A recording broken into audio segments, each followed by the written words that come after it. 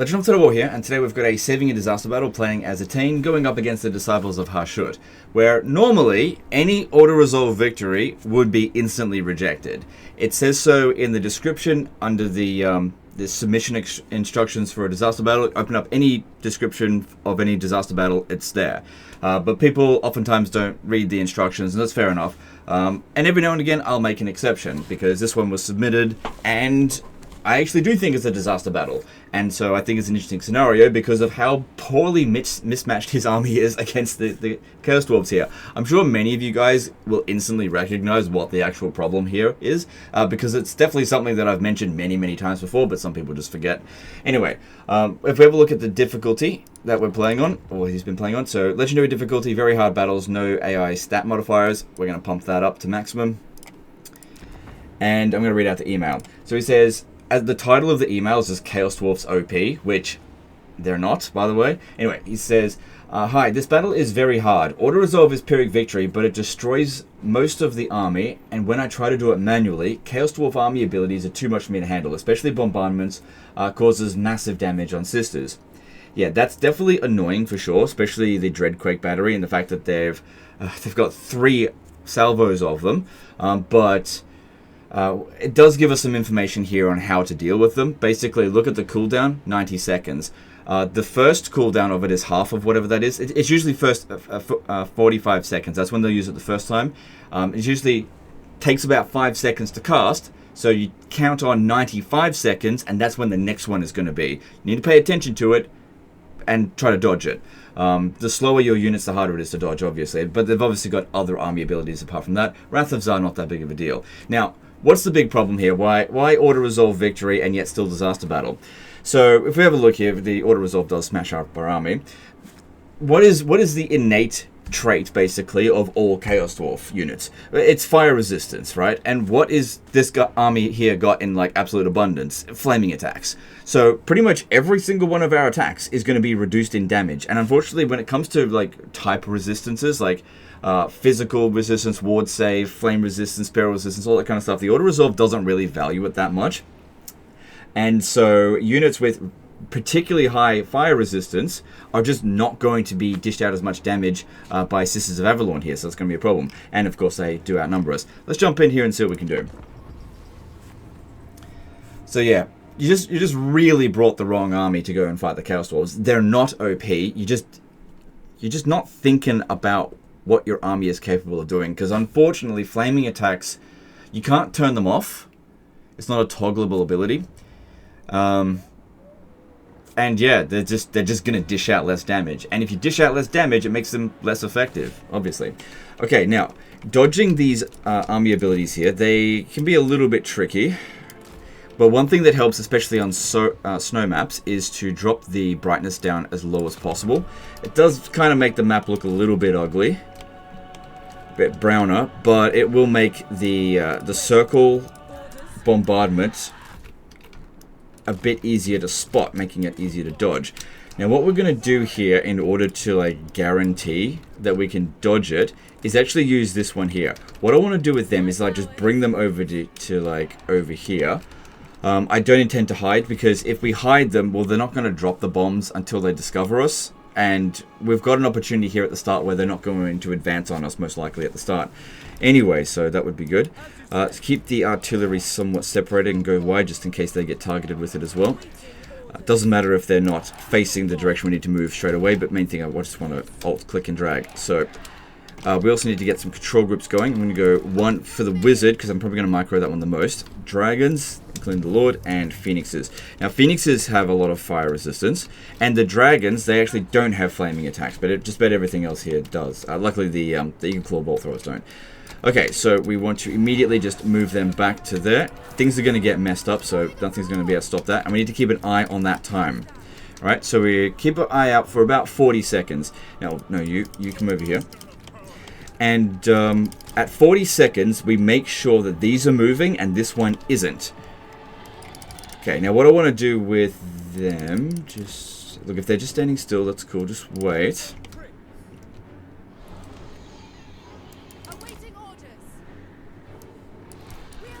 Okay, here we go. Got to keep an eye on this.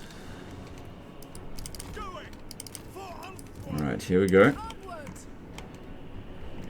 Okay, so at 45 seconds exactly, if they're all moving, they'll always target something that's stationary, and you will see here, it will... There we go, they targeted it. Go, go, go. And the Dreadquake takes quite a long time to actually shoot. If you're fast enough, you'll dodge it completely. Cool. Now we need to keep them moving, because if all of them are moving, we know which unit they're going to target. Because they will not target a moving target. Take a shot every time I say target. Legend responsible for the death of 20,000 people. Alcohol poisoning. Okay, so what we want to do here is just land our guys here now. Dangerous force. What we want to try and do is drag their forces over here as much as possible so that not that many are going over this way. The next one will be at around 2.5 minutes. So do our best to keep these in formation. Get to about there maybe. Cool.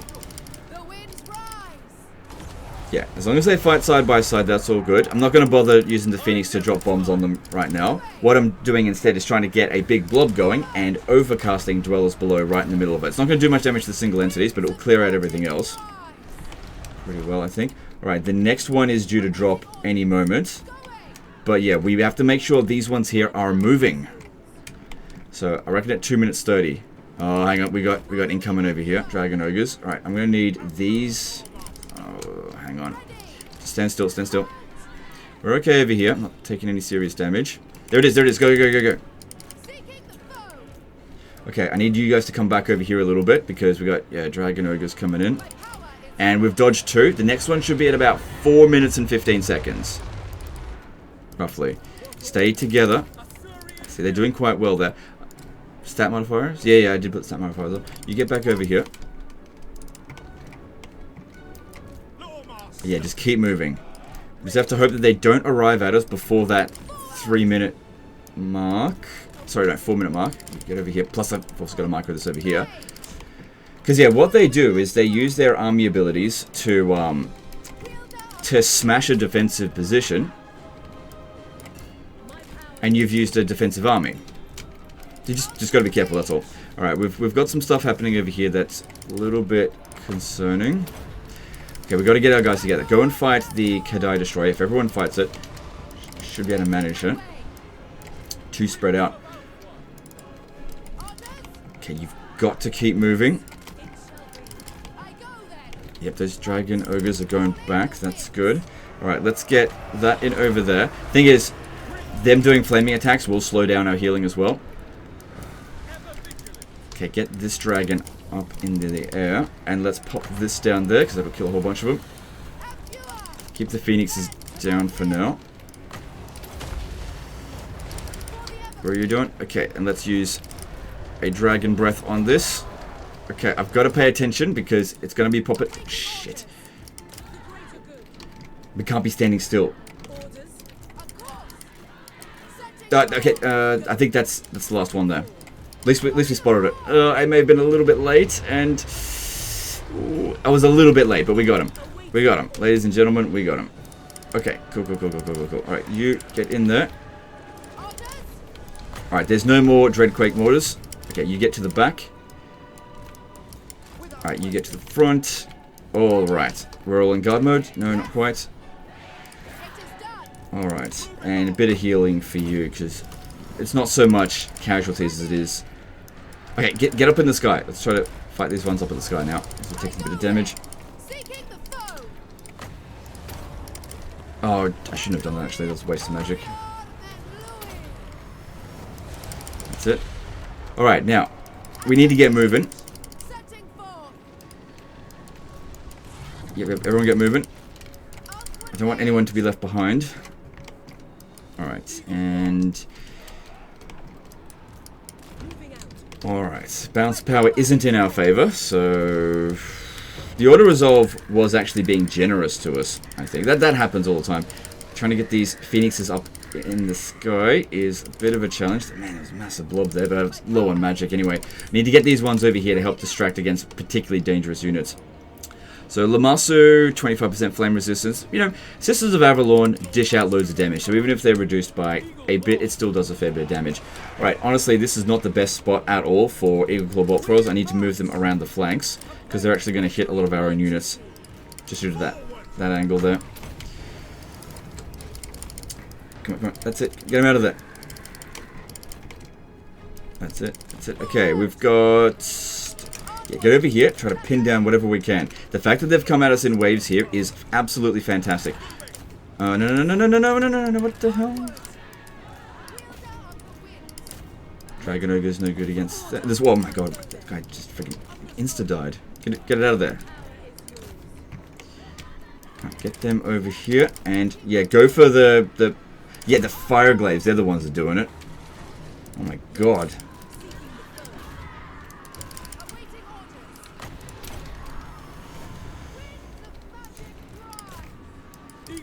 Okay, they've also got a summon ability that they could use to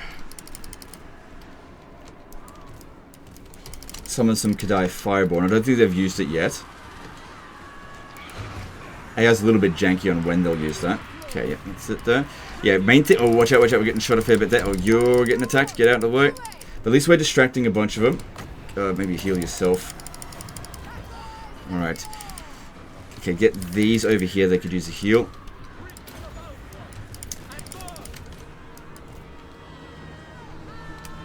Okay, taking too much damage there. I think that is the Infernal Guard Fire Glaives. They just do so much damage. Or maybe it's the Infernal's Fire. Or Sworn, whatever. Get over here. Gotta get some heals in. If they want to keep using Fireball on them, that is totally fine. Okay, over here. Try to protect the integrity of his army as best we can. Have the Lawmaster of Hope. Oh, we got this. That's actually practically useless. It does... I'd love to sit here and explain how fucking useless it is, but I honestly don't have time. I gotta concentrate. Legend, why don't you use ability that does 0.001% extra damage? Legend, it says 20% extra damage. Nah, it's trash. Because, like, it increases base missile strength, and Sisters of Avalon are mostly armor piercing, so it's, like, fucking useless.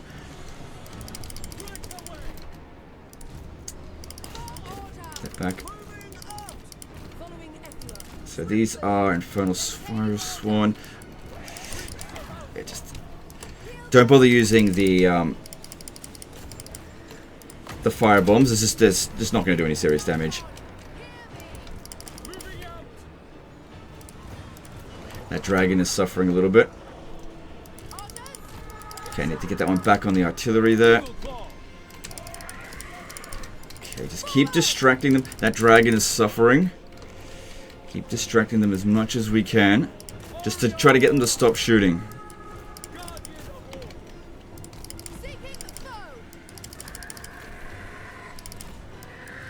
Come on, Phoenix. Okay, I'm going to need to do this here to keep that one alive. We don't want to activate its rebirth ability, just because it has a chance of instant killing us. That's not ideal.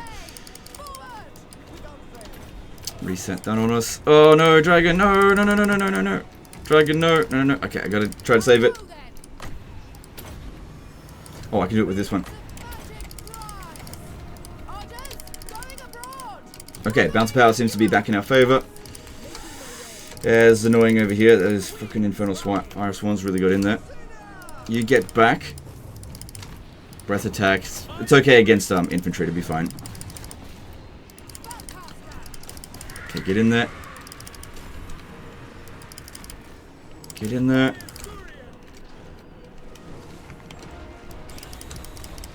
Alright, this one's not going to get any more healing, so just leave that be.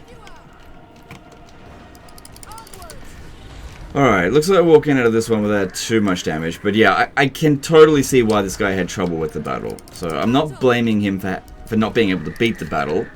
I'm blaming him for not building it, setting a really bad army against it. That's where he made the mistake. The thing is, Sisters of Avalon, like, there's no bad units in this army. It's just bad against what we're going up against. Don't send flaming attacks against fucking Chaos Dwarfs. Terrible idea. But, you know, even if you do, good enough units, you can overcome it. Alright, we need to heal the single entities as much as possible before the battle ends. But, you know, we took a beating. Actually, it might be better to use his healing, I think, because he should have Spirit Leech. Oh, look at that. We're not going to have time for that. Do we have any fast enough units to go over there and try to, like, run them down, maybe?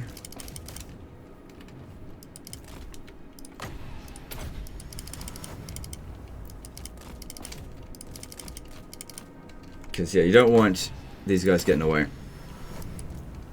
Kill every Lord, Chaos Dwarf Lord that you possibly can. You can also use this to slow them down, because they're not going to dodge it. Can't dodge it if they're shattered. Yeah, kill that one.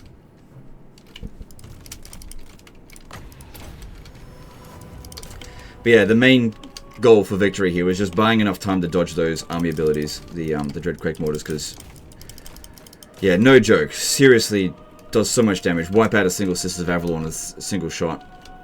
More damaging than any of their other units. Okay, it's not like we're going to kill this one, but most of their army is gone, and I saw that you're already in camp stance. So you should be able to recover. Unless they've got other armies in the area, we should be able to recover and deal with whatever's left.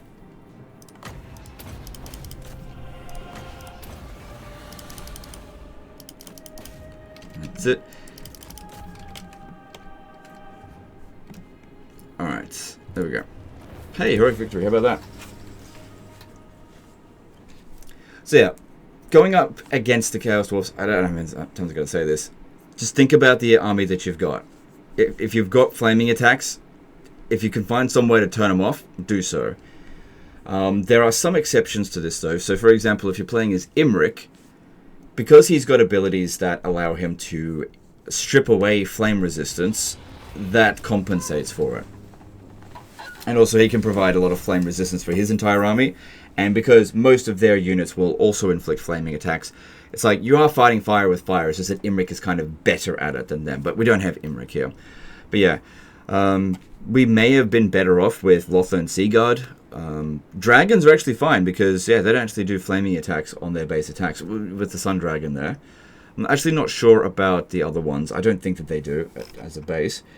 Alright, so we should probably go with replenishment because we just don't know what's coming at this army in addition to this. Okay, and also we can change the brightness back to what it was. I really found that helped a lot in that particular battle. So yeah, if you're going up against someone in the snow and they're going to use a lot of bombardment abilities, you want to be able to dodge it, turn the brightness down. It makes it a little bit easier to see. So I think that's where we were fighting. So this isn't exactly an unusual position to find Chaos Dwarfs, you know, right near their capital. But yeah, you really should have thought about the army that you were bringing. Let's see what other armies you've got. Let's just skip this. But overall, your campaign looks like it's going well. Like I said, I don't think the guy's a bad player. Just oversight, that's all. And hey, that's happened to me too. I just found it funny.